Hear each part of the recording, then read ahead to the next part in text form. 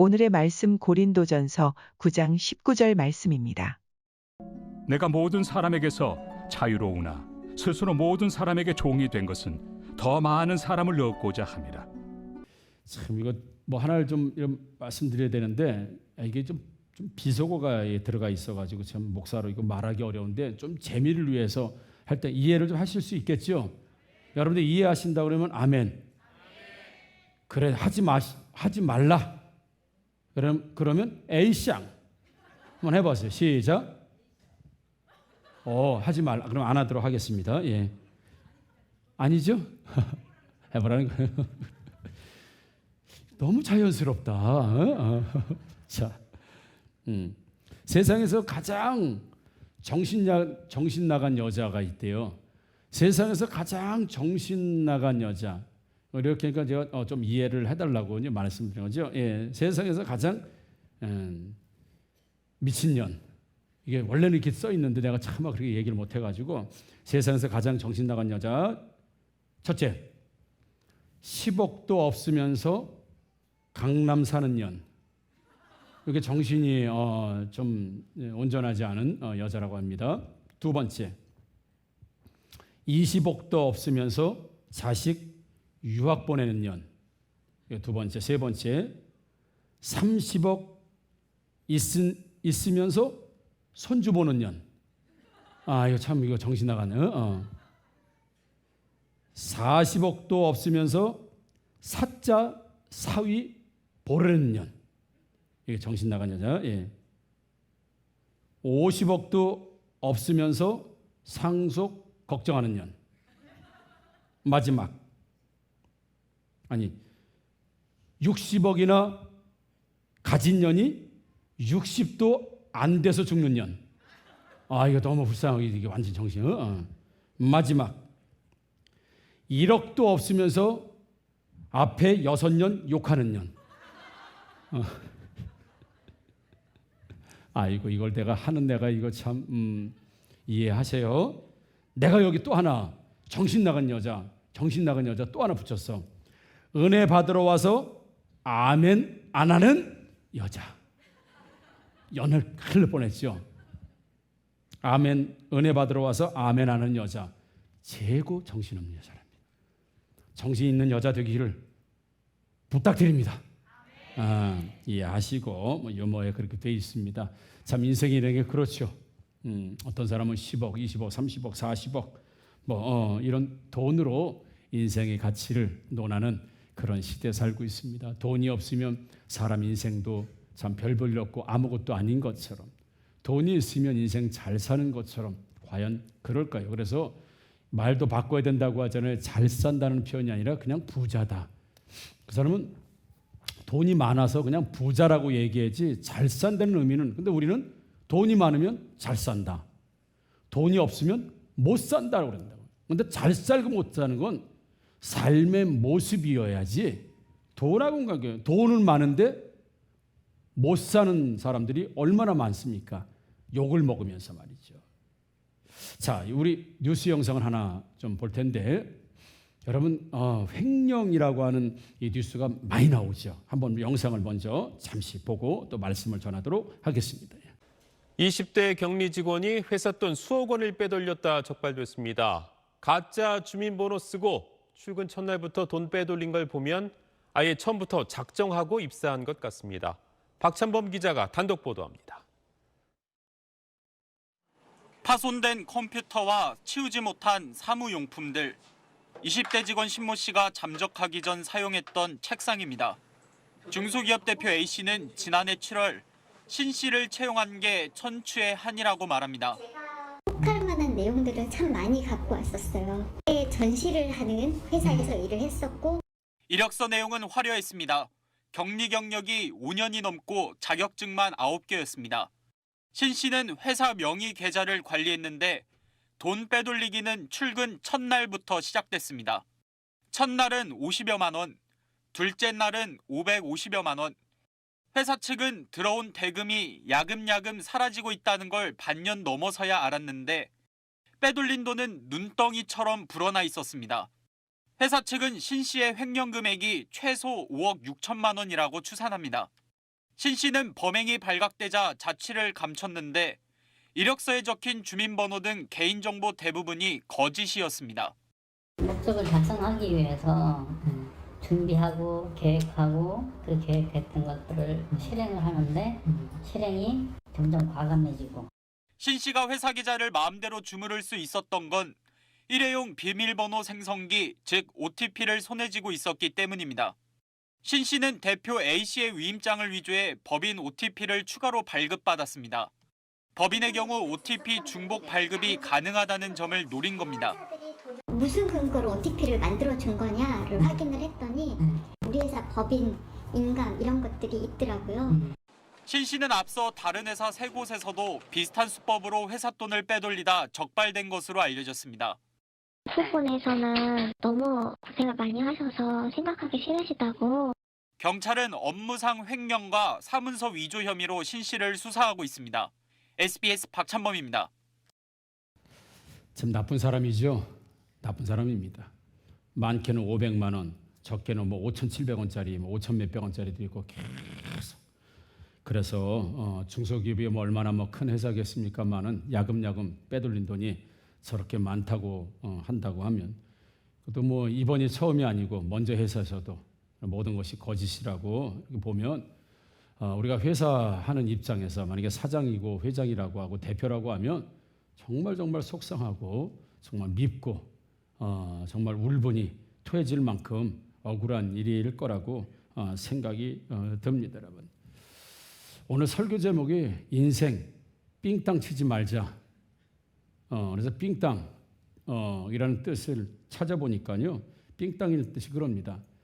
남에게 가야 될 돈이나 남에게 주어야 될 물건을 중간에 가로채서 내 거로 만드는 것, 그것을 일컫는 속되게 일컫는 말 삥땅 이렇게 됩니다. 그건 내 거가 아니에요. 내 거 아니고 다른 사람에게 주어야 될 돈이고 다른 사람이 가져야 될 물건인데 중간에서 가로채서 내 거로 만드는 걸 삥땅이다. 그래서 오늘 말씀을 제목을 인생도 내 인생인데 인생도 삥땅 치는 사람이 있다는 거예요. 그래서 인생 삥땅 치지 맙시다 라고 하는 설교 제목으로 여러분들에게 말씀을 드리는 겁니다. 지금도 보셨지만 이런 뉴스는 참으로 많습니다. 4개월 전에 KB저축은행에서 회사 돈을 빼돌리는데 한 사람이 94억을 빼돌린 뉴스도 있더라고. 94억. 수백억도 있죠. 1,000억도 넘는 경우도 있죠. 94억을 빼돌려서 90억은 전부 도박으로 다 없어졌어요. 94억을 빼돌려서 90억은 전부 다 도박으로 사라졌어요. 여러분 참 아까운 돈이긴 좀 하지만 이런 사회적인 무책임, 참 나쁜 사람입니다.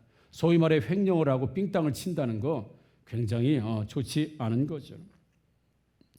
우리가 인간이 살면서 두 가지 권리와 의무라는 게 있습니다. 권리라고 하는 것이 뭐냐면 어떤 일을 주체적으로 그리고 자유롭게 내가 마음대로 처리할 수 있고 타인에 대해서 내가 당연히 주장할 수 있고 요구할 수 있는 그런 자격이나 힘, 그러니까 내가 스스로 주체적으로 자유롭게 할 수 있고 요구할 수 있는 힘이나 자격, 이걸 우리가 주권이다, 권리다 이렇게 이야기합니다. 반면에 의무라는 게 있죠. 의무는 당연히 해야 할 일, 이게 의무예요. 그러니까 사람에게는 권리도 있고 의무도 있는 겁니다. 권리도 있고 의무도 있는 거예요. 그래서 우리가 제가 청년들에게, 성도들에게 가끔 이런 얘기합니다. 자녀들이 결혼하면 저희는 사모하고 저하고 결심했다고 할까요? 이런 부분들이 있습니다. 뭐냐 하면 물론 딱 이렇게 끊기는 쉽지 않겠지만 결혼이라고 하는 건 두 가지 독립이다. 하나는 사회적 독립, 하나는 재정적 독립이다. 그럼 결혼했으면 너희들이 벌어서 너희들이 자급자족하고 너희들의 힘으로 살아야 된다. 결혼하고 부모님한테 계속 돈을 받아가고 부모님의 도움이 아니면 살 수 없는, 그러면 결혼하지 말라 이거예요. 왜? 물질에서 독립해야 되니까, 재정적 독립이 있어야 되니까. 그러니까 부모님도 결혼하면 어떻게 살든지 간에 무관심하라는 게 아니라 그런 독립을 시켜줘야 된다는 거예요. 언제까지 부모님의 도움이 아니면 살지 못하는, 그러면 결혼을 하지 말아야죠.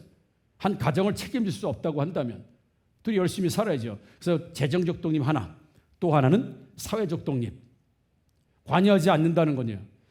이렇게 살아라 저렇게 살아라 부모가 잔소리하지 않는다는 건 너희들이 사회적으로 독립해 나갔으니까, 주체적으로 독립해 나갔으니까 너희들이 의견을 맞추고 사랑하고 결정하고 해서 너희들이 살아라는 얘기입니다. 부모가 자꾸 끼어들면 자녀들이 싸움이 일어납니다. 분쟁이 일어나요. 서로 집에서 자기 자식 편들고 이렇게 되면 부부지간에도 어려워집니다. 그래서 저희는 결단하기를 너희들은 사회적 독립이다. 아들아도 넌 사회적 독립, 재정적 독립. 없으면 없는 대로 사는 거고, 그리고 부모가 너의 삶에 이래라 저래라, 물론 교훈을 하고 가르치는 거는 외에 어떤 계속 관여해서 살아가게 되면 부부의 주권이나 권리가 사라지게 되는 거죠.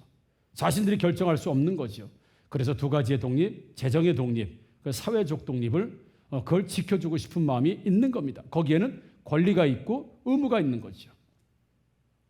자기들이 결혼을 했으니까 열심히 최선을 다해서 가정을 이루면서 살아야 될 의무가 있는 거예요. 남편은 남편의 의무가 있고 아내는 아내의 의무가 있는 거예요.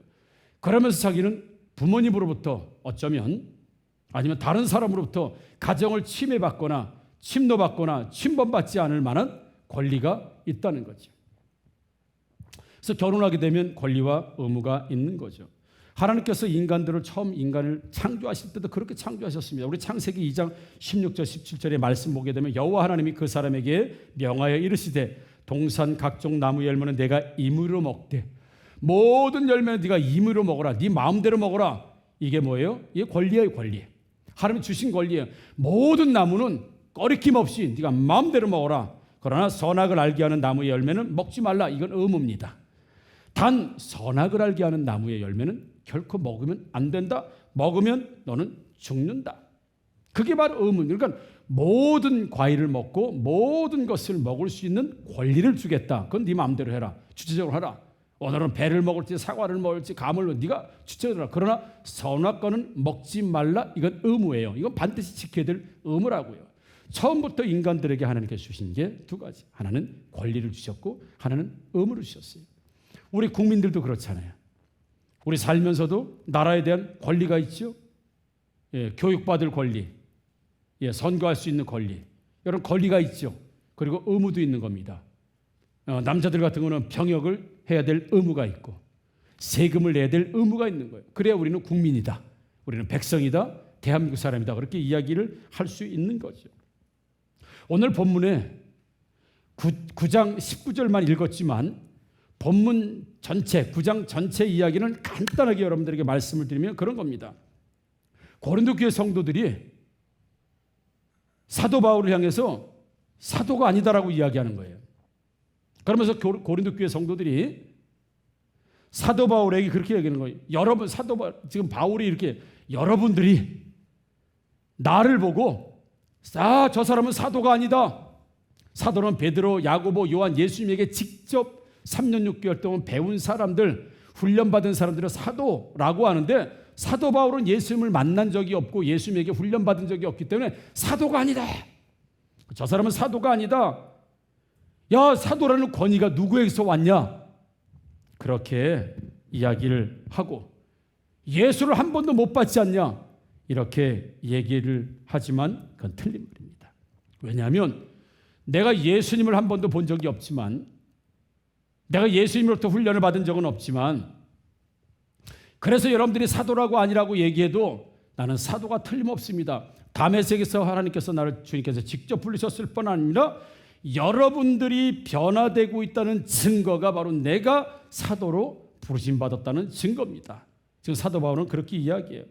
그러면서 나를 비판하는 사람들에게 내가 당당히 얘기할 수 있습니다. 뭐냐면 하나님을 위해서 내가 주의 종으로 임명을 받은 나에게 나는 그 많은 사도로서의 걸맞는 요구를 할 수가 있습니다. 베드로와 다른 사람들에게 여러분들이 막 지원해주고 기도해주고 섬겨주는 거 왜 당연하다고 생각하면서 왜 나에게 하는 거는 왜 억울하다고 생각하고 왜 부당하다고 생각하고 왜 그렇다고 생각하냐? 왜 나를 예외로만 생각합니까? 여러분, 군인이 자기 먹을 걸 자기가 챙겨가면서 나라를 지키는 군인이 어디 있습니까? 예를 들어 과수원을 하는 사람이, 이 농사를 짓는 사람이 자기 농사 지은 것에서 자기 농사 지은 것에서 먹으면 안 됩니까? 내가 배추를 열심히 많이 심었는데 그 배추, 내가 심은 배추 중에서 한 포기 뽑아 먹는 게 그게 잘못입니까? 내 건데. 내가 여러분들을 말씀으로 양육하고 교회를 세우고 여러분들을 하나님의 사람으로 만들고 있는데 여러분들의 내가 요구하는 것, 그게 뭐 잘못된 일입니까? 그게 왜 부당합니까? 그렇지만 나는 지금까지 여러분들에게 돈 달라, 떡 달라, 뭐 쌀 달라 이런 얘기를 나는 해본 적이 없습니다. 왜냐하면 나는 여러분들에게서 떡을 얻고 여러분들에서 돈을 받고 여러분들에서 뭔가를 받기 위해서 나는 사도가 된 사람이 아니고 나는 말씀 전하는 사람이 된 사람이 아니기 때문에 나는 여러분들에게 돈을 달라, 떡을 달라, 쌀 뭘 달라고 난 요구할 필요가 없다. 왜? 나는 처음부터 주의 종으로 하나님 앞에 부르심 받아서 말씀 전하는 사람으로 하나님 나를 세워준 거지, 여러분들에게 존중을 받고 존경을 받고 돈을 받고 어떤 걸 받기 위해서 내가 이 사역을 하는 게 아니기 때문에 나는 지금까지 여러분들에게 돈을 달라, 뭐 쌀을 달라, 옷을 달라 그런 이야기를 하질 않았습니다. 그렇다고 해서 내가 권리가 없느냐? 아닙니다. 나는 사도로, 나는 여러분들을 예를 들어 이끄는 목자로, 하나님의 세우신 지도자로 여러분들에게 내가 이런 주의 일을 하는데 내가 옷이 필요합니다. 나 옷 주세요.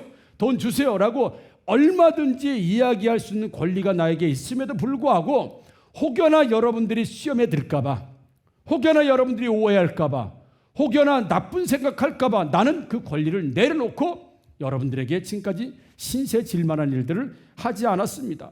그러니까 사람들이 원래 사도 바울은 이런 걸 요구하지 않는 거구나, 저 사람은 뭐 원하는 게 없구나, 그렇게 절대로 생각하면 안 됩니다. 내가 안 했을 뿐이지 나는 얼마든지 여러분들에게 이런 것 저런 것 주의 일을 위해서 요구할 수 있는 사람입니다. 그런데 여러분들이 약한 사람들이다 보니까 그걸 인정 못하는 사람들인데 내 권리만 위해서 주장하게 된다면 베드로는 사도인데, 베드로 야고보는 사도니까 당연한데 당신 뭐야? 라고 해서 혹시나 말씀 전하는데 해가 될까 봐 나는 베드로와 야고보와 요한과 다른 사도들과 똑같이 여러분들에게 요구할 수 있음에도 불구하고 나는 요구하지 않고 지금까지 힘을 다해서 내가 굶어 죽으면 굶어 죽었지 여러분들에게 손 벌리는 일이 없었던 이유가 바로 그런 겁니다.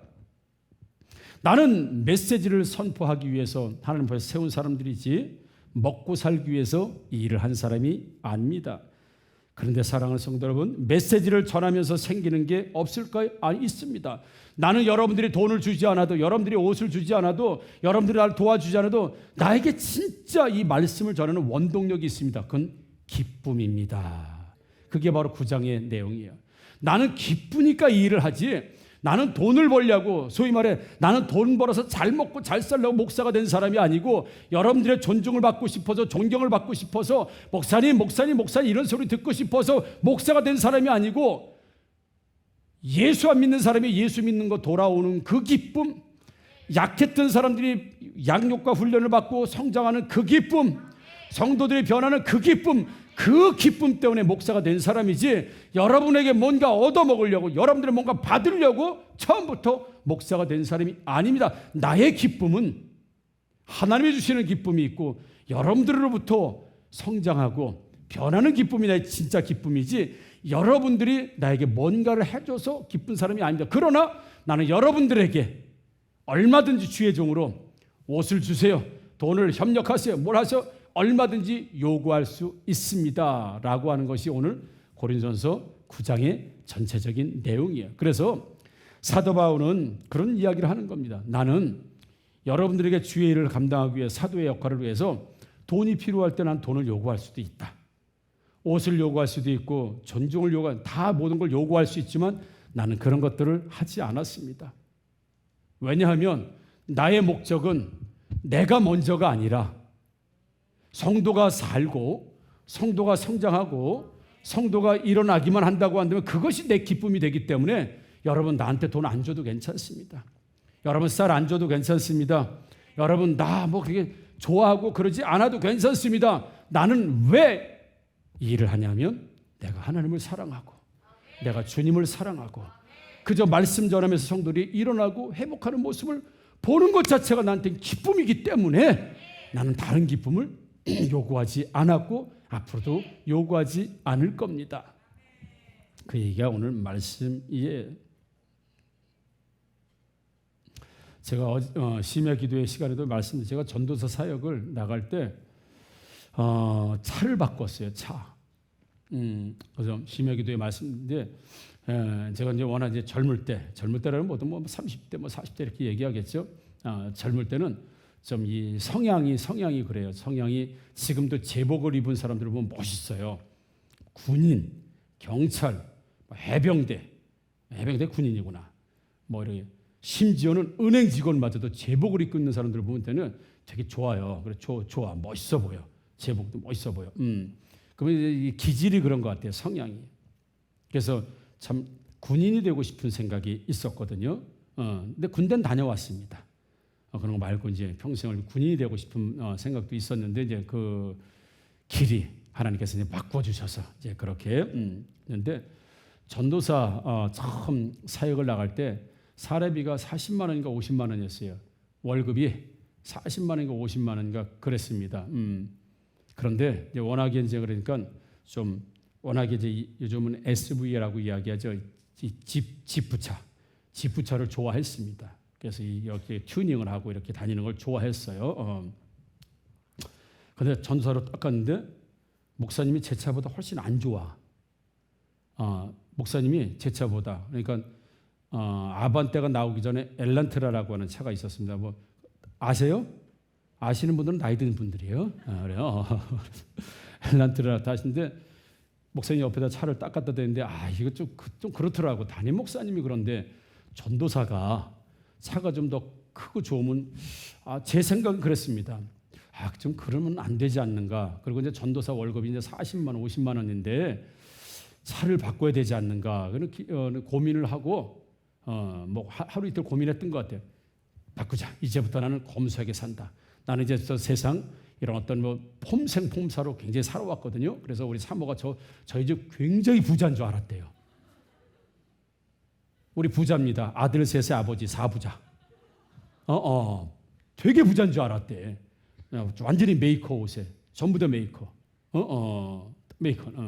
그래서 되게 부자인 줄 알았는데 와서 보니까 부자죠? 부자였습니다. 그러다 보니까는 나 차를 바꿔야 되겠다. 앞으로는 전도사인데 사역을 하려면 내가 검소하게 살아야지. 본이 되게 살아야지. 과소비에 이제 폼생폼사 나 그런 거 없다. 나 폼생폼사 없다. 라고 이제 딱 결심하고 차를 바꿨습니다. 수원에서 찾아도 없더라고. 그래서 성남에 가서 찾아왔습니다. 티코. 티코를 성남에 가서 찾았는데 티코에 딱 앉았습니다. 근데 아무리 전도사지만 한숨이 나오더라고. 내 경찰을 무시하는 게 아니라 그런 걸 타본 적이 없다 보니까 티코에 딱 앉아서 지금 경찰은 뭐 옵션 좋죠. 옛날 티코 딱 앉은데 파워핸들이 아니라 완전히 트럭 바퀴 또 요만한데 트럭 돌리는 것 같이 막 힘이 들고 창문도 손으로 내려야 되고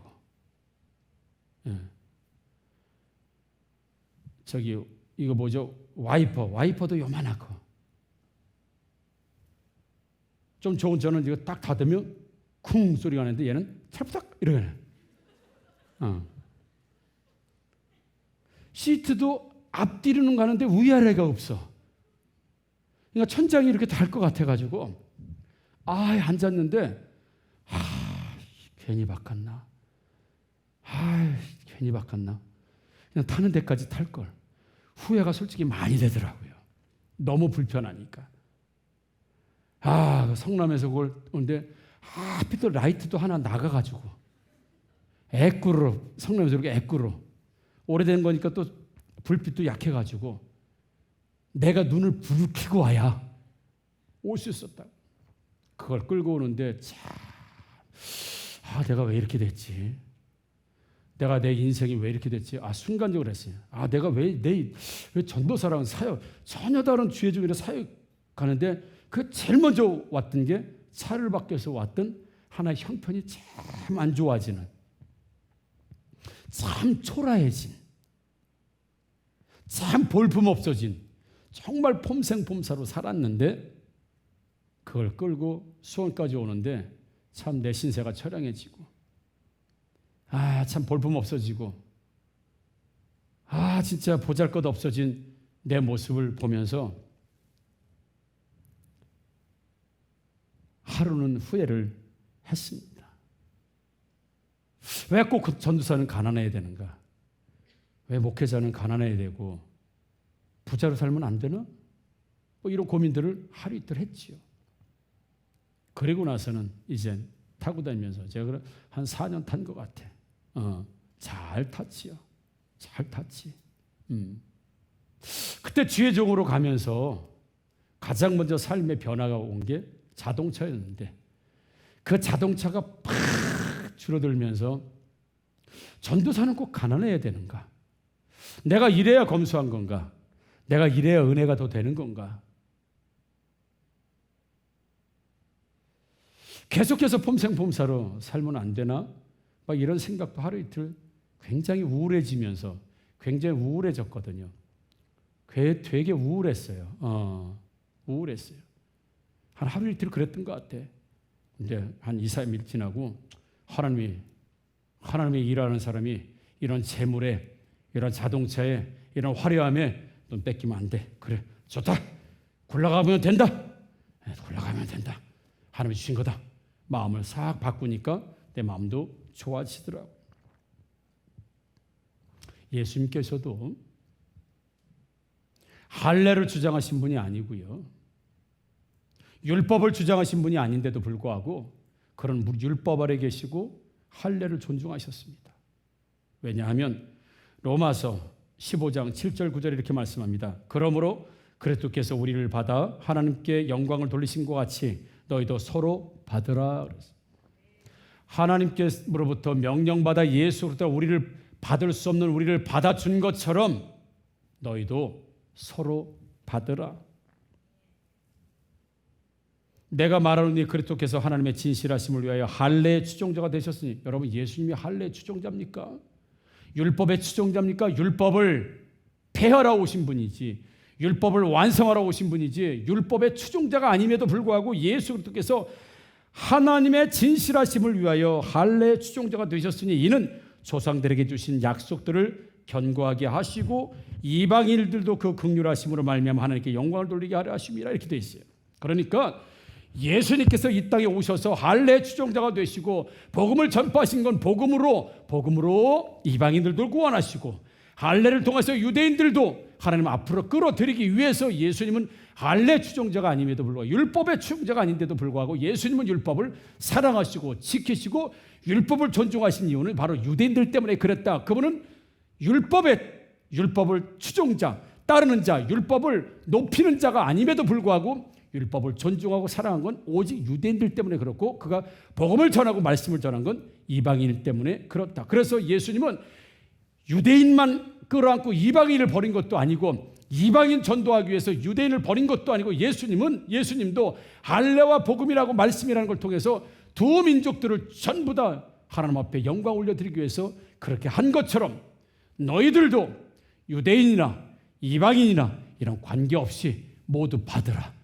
모두 자기 것을 포기하고 예수님이 하늘 보좌를 포기하시고 이 땅에 오셔서 유대인과 이방인을 살리셨던 것처럼, 사도 바울인 내가 여러분들에게 이러저런 요구할 수 있는 권리가 있음에도 불구하고 내 권리를 내려놓고, 내 주장을 내려놓고, 내가 누릴 수 있는 걸 내려놓고, 그 누릴 수 있는 시간과 누릴 수 있는 돈과 누릴 수 있는 권리를 바로 여러분들이 성장하는 곳에, 여러분들이 변하는 곳에, 교회가 되는 곳에 나는 투자하고 있고, 나는 거기에 몰입하고 있고 올인하고 있어서, 그렇기 때문에 내가 가난해졌고, 내가 어떤 도움을 받지 못하고 내가 어려움을 당하는 걸 내가 괴롭게 생각하는 사람이 아니라 나는 오히려 기쁘게 생각하는 사람입니다. 그게 오늘 본문의 말씀이라고요. 그러니까 사도 바울은 내가 모든 사람에게 자유로운 사람이라는 거예요. 나는 누구에게도 거리낌 없는 사람이라. 난 누구한테 진짜 싫은 소리 한번 할 사람 아니고, 나 더러운 소리 한번 할 사람 아니고, 나 진짜 아쉬운 소리 할 사람 아니라는 겁니다. 난 그렇게 살 수 있는 사람이고, 나는 배울 만큼 배운 사람이고, 나는 가질 만큼 가지고 있는 사람이고, 나도 대단한 사람이지만 그게 자유이라는 거예요. 내가 여러분들 앞에서 자유롭다는 거예요. 나도 얼마든지 잘 살 수 있고 얼마든지 대단하게 살 수 있음에도 불구하고 스스로 모든 사람에게 족이 된 것은 더 많은 사람들을 말씀으로 구원자로 얻기 위해서 난 스스로 내 시간을 내어놓았고, 내 돈을 놓아놓았고, 내 권리를 내어놓았어요. 이유가 뭐예요? 한 사람이라도 얻고자 한다면, 한 영혼이라도 살 수 있다고 한다면, 한 영혼이라도 구원할 수 있다고 하면 내 권리를 포기하고 내 주장을 포기하고 난 그렇게 살겠다. 여러분들 그렇게 살아라고 오늘 주시는 말씀이라는 사실을 여러분 믿으시기를 주님의 이름으로 축복합니다. 교회만 든든히 설 수 있다고 한다면, 성도만 예수 믿을 수 있고, 내 베스트가 예수 믿을 수 있다고 한다면, 내가 가지고 있는 자존심 때문에, 내가 가지고 있는 시간 때문에, 내가 가지고 있는 물질을, 하나님께서 물질을 왜 주시겠습니까? 너 혼자 잘 먹고 잘 쓰고 너 혼자 누리라고 주신 물질이 분명히 아님을 우리는 믿습니다. 왜 우리를 지금 구원시켜 주셨음에도 불구하고 살려주셨을까요? 제자훈련할 때도 잘 말씀드리죠. 여러분, 구원보다 더 소중한 게 어디 있습니까? 우리 인생에서 구원보다 더 소중한 게 어디 있고, 천국보다 더 좋은 것이요. 여기가 아무리 좋아도 천국만 하겠습니까? 천국이 이 세상보다 행복하고 천국이 여기보다 좋으심을 우리는 믿죠. 그럼 좋은 곳으로 가야 되겠죠. 오늘 죽기를 아멘 할 수 있나 봐야 되겠다. 그럼 오늘 죽어야 되겠네요. 더 좋은 곳이 있는데 왜 이렇게 이 풍진 세상에서 왜 살아요? 그 얘기는 내가 해야 돼요. 왜 사냐고요? 아니, 더 좋은 천국이 있는데, 더 근원적으로 행복한 천국이 있는데 이 힘든 세상에서 왜 살아요? 그러면 빨리 죽는 게 복 아니겠어요? 근데 하나님께서 왜 천국에 안 데려가시고 왜 살게 하시는 거예요? 그 생명과 건강과 시간을 어디에 쓰라고 하나님 나를 지금 살려놓고 계신가? 말씀하신 것처럼 내 시간을 들여서, 내가 가지고 있는 물질을 들여서, 내가 가지고 있는 권리를 들여서 교회가 살고 영혼이 살고 성도가 살 수 있다고 한다면, 이 인생은 나의 것입니까? 하나님 것입니까? 하나님 것입니다. 믿으시나요? 에덴 동산에서 네 마음대로 과일 먹어라. 그 과일 원래 누구 겁니까? 하나님 거예요. 주신 거예요. 너 누리라고 주신 거예요. 그걸 우리 거라고 해서 여러분 뭐 호의도 자꾸 베풀면 자기 권리인 줄 안다면서요. 하나님께서 다 먹으라 했더니 마저 먹으려고 했는 게 인간의 모습이라고. 원래 모든 것을 먹으라 하는 것도 다 하나님 거예요. 우리 거 아닙니다. 우리 거 아니잖아요. 근데 권리를 주셨잖아요. 먹으라 권리를 주신 거예요. 근데 선악과만 먹지 말라. 다 네 인생 살아라. 그런 나를 위해서도 내놔라. 교회를 위해서, 성도를 위해서, 복음을 위해서, 전도를 위해서, 영웅을 위해서 네가 가지고 있는 시간과 너희가 가지고 있는 물질과 네가 가지고 있는 권리를 내려놔라. 사람이 살 수 있다고 한다면 나도 그렇게 살았으니, 예수가 그렇게 살고 바울이 그렇게 살았으니 내 거라고만 주장하지 말고 내려놓고 살으라는 거예요. 근데 전혀 그게 없으면 남에게 돌아가야 될 사랑, 남에게 돌아가야 될, 다른 사람에게 돌아가야 될 구원, 다른 사람에게 줘야 될 성장 쓰지 않는다면 인생을 삥땅 치는 거라고요. 하나님께서 너에게 물질을 왜 주었냐 이거예요. 너에게 생명을 왜 주셨냐? 하나님 종을 왜 주셨냐? 너만 가지고 있는 게 아니라 베풀고 나누어 주고 쓰라고 주신 건데 이걸 안 쓰면 그게 뭐라고요? 삥땅이라는 거예요. 남에게 돌아가야 될 것, 남에게 주어야 될 걸 안 주고 내가 가지면 그걸 삥땅이라는 거예요. 여러분, 그래서 인생, 내가 영혼을 얻기 위해서, 교회를 세우기 위해서, 하나님 나라를 위해서 아무것도 자기 권리를 내려놓지 않고 마땅히 누려야 될 권리를 내려놓는 수고가 없으면 그 사람은 인생 빙땅 치고 지금 있는 겁니다. 말라기에서 11조 안 드리면 뭐라 그랬어요? 왜 내 물질 왜 도둑질하냐 그랬죠? 쉽게 하면 왜 너 빙땅 치냐 그 얘기잖아요. 쉽게 얘기하면 내 소득의 10분의 1 11조를 드리자는 건 내가 너에게 살으라고 준 모든 것 그 중에 하나를 드려라. 9은 네가 다 가지고 쓰고 하나를 드려라. 근데 그걸 네가 가져? 그게 빙땅이라고 얘기하는 거예요. 더 현실적으로 이야기하면 내 것도 믿음의 성장이 돼야 그것을 느끼고 할 수 있기 때문에 기다려 주시는 거지 하나님께서. 그래서 우리 인생 하나님께서 우리에게 주신 인생 가운데 여러분 좀 나눌 수 있는 여유가 있기를 주님의 이름으로 축복합니다.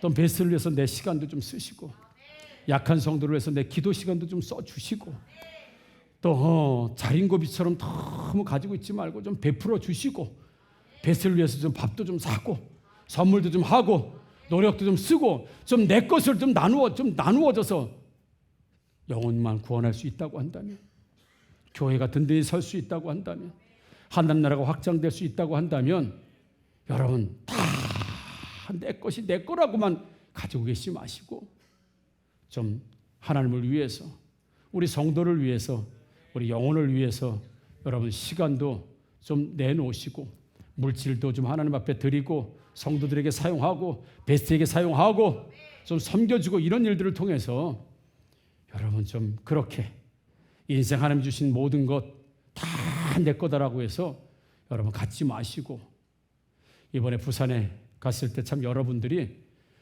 식사를 한 8명 식사를 하라고 6분이나 섬겨주셔가지고 이번에는 아주 참 식사 아주 은혜롭게 아주 부산에서 제일 유명한 건반 골라서 잘 먹었습니다.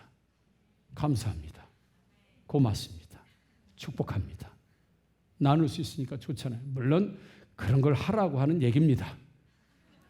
하라는 얘기는 아니고 나는 이거 얼마나 좋아요. 가서 밥 먹는 사람들이 힘을 얻고 어느 집사님이 섬겨줬어요. 어느 집사님이 섬겨줬어요. 그러니까 뭐 기분도 좋고 좋잖아요. 물론 그분은 큰 것이지만 우리 월악산 갈 때도 마찬가지고요. 뭐 비단 그것뿐만 아니라 하나님이 우리에게 나누라고 주신 게 있어요. 시간, 물질, 노력, 기도, 사랑 이거 다 내 거니까 나만 갖지 말고 일부분을 좀 나누어 주라고 하신 거예요. 그런데 일부분을 안 나눠주면 어때요? 그게 횡령이고 그게 빙땅이라고요.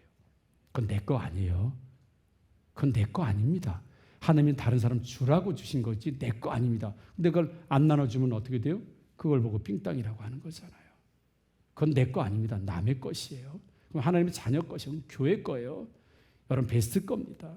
여러분 오늘 바울처럼 내가 모든 것에 자유롭다.